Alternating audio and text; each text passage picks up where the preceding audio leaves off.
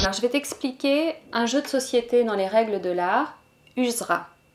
Au sol, il y a ce tapis, en vrai il fait 4,50 m de diamètre, il y a des mots imprimés dessus.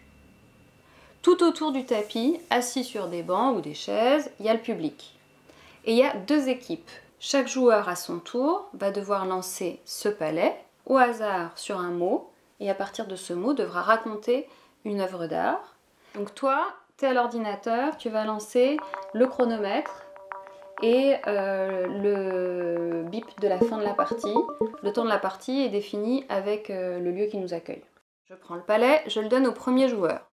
Disons que c'est Pedro Almodovar et que son palais tombe sur corps. Il a 3 minutes pour parler.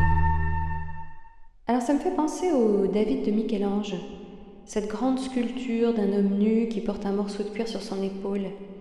C'est la fronde avec laquelle David va lancer la pierre qui va terrasser Goliath. Il a une posture provocatrice avec son déhanché.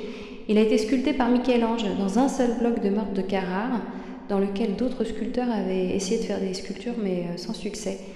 Et je me demande alors, souvent, s'il a une idée, il marque un point. S'il arrive à citer le nom de l'artiste dont il parle, il marque un deuxième point. S'il cite le nom de l'œuvre d'art dont il parle, il marque un troisième point. Et après, s'il le fait très très bien, il peut marquer un quatrième point qui est le point du public. Ensuite, c'est Beyoncé, elle tombe sur nature. Elle va parler de land art.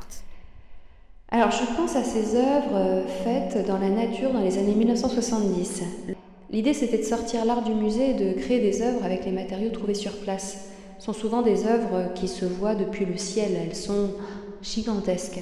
Donc elle a un point, elle a une idée. Par exemple, Spiral Jetty de Robert Smithson, il a fait une jetée en forme de spirale dans un lac exceptionnellement asséché cet été-là aux États-Unis. Et donc maintenant, Spiral Jetty ne se voit que quand le niveau du lac baisse. Elle a ses 3 points. Je reprends le palais. C'est au tour de David Hockney, et lui, son palais tombe sur rien. Ça me fait penser à une chanson française. Ah là là, je me souviens plus. Je crois que ça parle de pluie, d'un rendez-vous raté, peut-être avec son père. Bon bah je prends mon joker. Est-ce que quelqu'un dans le public connaît le nom de la chanson là qui fait la la la la la. Alors prendre son joker, c'est de dire au public, est-ce que quelqu'un connaît le nom de l'œuvre?